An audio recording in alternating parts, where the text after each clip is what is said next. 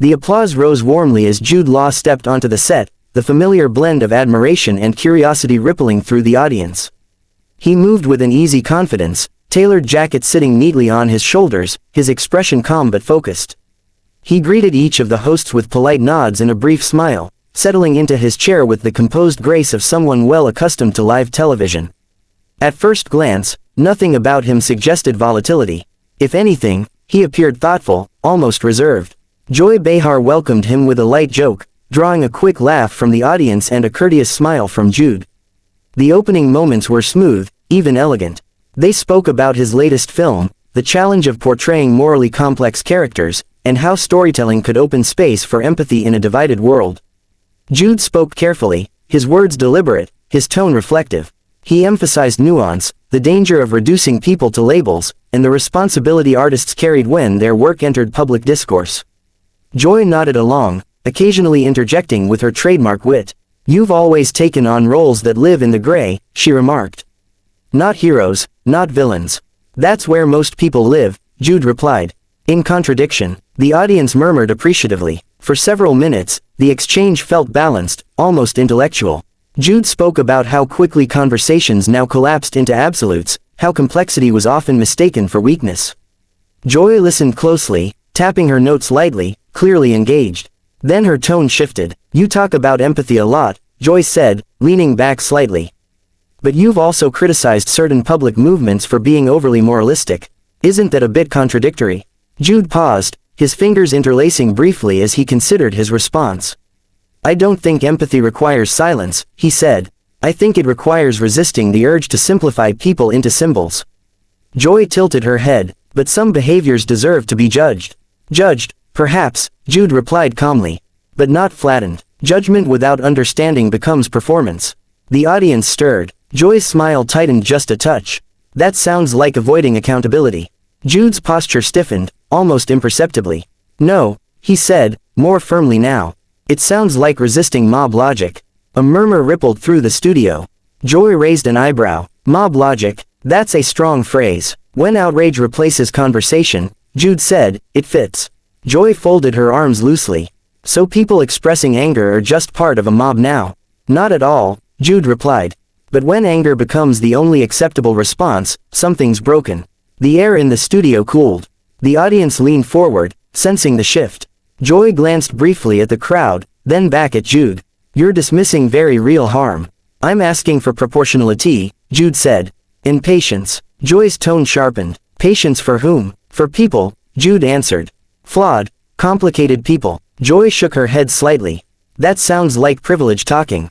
Jude's jaw tightened. "That sounds like assumption." The audience reacted. Some applause, some gasps. Jude remained seated, but the calm he'd brought with him was beginning to fracture. "We've reached a point," he continued, "where disagreement is treated as moral failure." Joy leaned forward. "Or maybe people are tired of excuses." "And I'm tired of slogans," Jude shot back. "They don't replace thinking." The words landed hard. The studio lights felt harsher now, illuminating the tension between them. Joy's voice rose just slightly. "You're painting yourself as a victim here." Jude shook his head. "I'm not a victim. I'm frustrated." "With what?" Joy asked. "With the refusal to listen," Jude said. "With conversations that start with conclusions instead of questions." Joy laughed lightly, but there was no humor in it. "This is daytime television, not a philosophy seminar."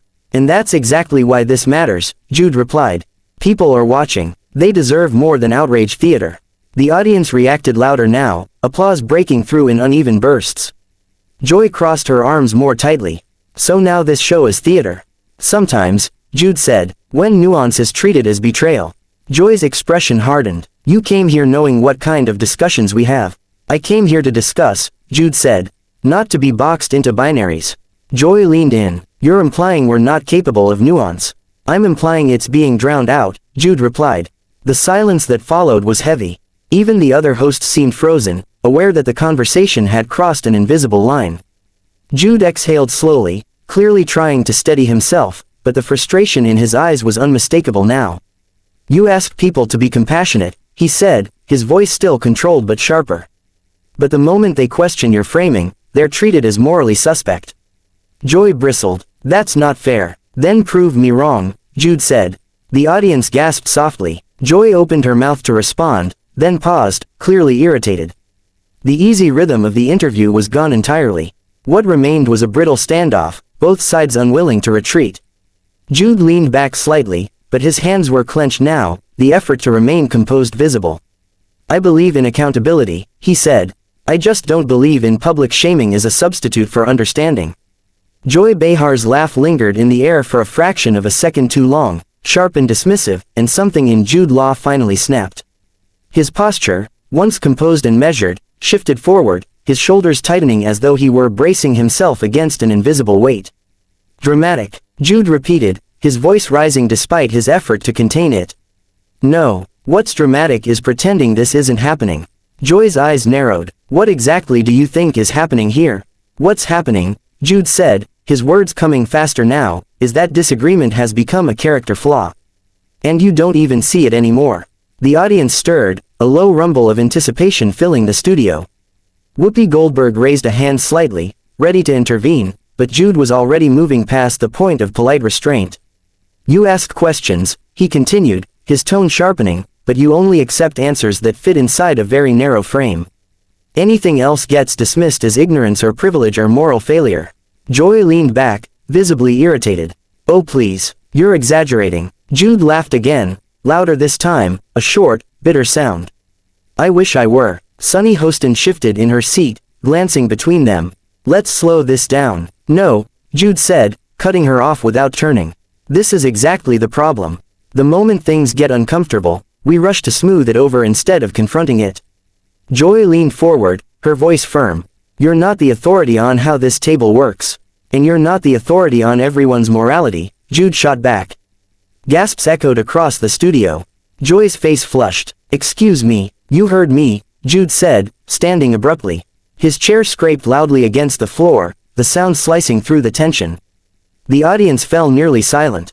"I'm tired," he said, his voice now openly angry, "of watching people weaponize outrage while claiming the moral high ground." Joy stood as well, though more slowly, bracing her hands on the table. "You're way out of line, am I?" Jude demanded. "Or am I just saying what you're not used to hearing?" Whoopi finally raised her voice. "All right, that's enough," but Jude shook his head, his hands clenched at his sides. "No, it's not enough. You talk about compassion, about listening, about empathy, but only when it points in one direction." Joy scoffed. "This is absurd." "What's absurd," Jude said, his voice nearly trembling with anger now, "is pretending that public shaming passes for progress." The audience erupted, applause colliding with shocked murmurs. Jude turned toward them briefly, then back to the table. "I came here to talk," he said. "Not to perform." Joy crossed her arms tightly. "No one asked you to perform. And yet here we are," Jude snapped. Sound bites, applause cues, moral posturing. Joy's voice rose. "You're insulting this show." "I'm criticizing what it becomes when nuance isn't allowed," Jude replied. Joy shook her head sharply. "You don't get to come onto my show and tell us who we are." Jude stepped back from the table, breathing heavily now. "Then don't invite conversation and punish honesty." The words landed like a final blow. The room felt frozen, every eye fixed on Jude. He reached up, fingers shaking slightly, and unclipped his microphone. "This isn't dialogue," he said, his voice quieter but no less intense. "It's theater." He dropped the microphone onto his chair. The dull thud echoed unnaturally loud in the studio. Joy stared at him, stunned. "You're being completely unreasonable." Jude shook his head. "No, I'm being done." Without another word, he turned and walked toward the exit, his steps fast and purposeful. The audience burst into chaos, some standing to applaud, others sitting in stunned silence, hands pressed to mouths. Whoopi rose slightly from her chair, calling after him, "Jude." But he didn't stop. The stage door swung shut behind him, the sound final. For several seconds, no one spoke. The cameras lingered on the empty chair Jude had left behind, then slowly panned back to the hosts. Joy sat down heavily, her expression a mix of anger and disbelief. "Well," she said stiffly, "that just happened." Whoopi took a deep breath, steadying herself before turning to the camera. "We're going to take a break," she said, her voice controlled but tight. As the screen faded to commercial, the studio erupted into frantic motion. Producers rushed across the floor, voices low but urgent. Audience members leaned toward one another, whispering furiously, already replaying the moment in their minds. Backstage, Jude paced the hallway, running a hand through his hair, his anger slowly giving way to exhaustion. A producer approached cautiously, asking if he wanted to talk, if he wanted to clarify. Jude shook his head,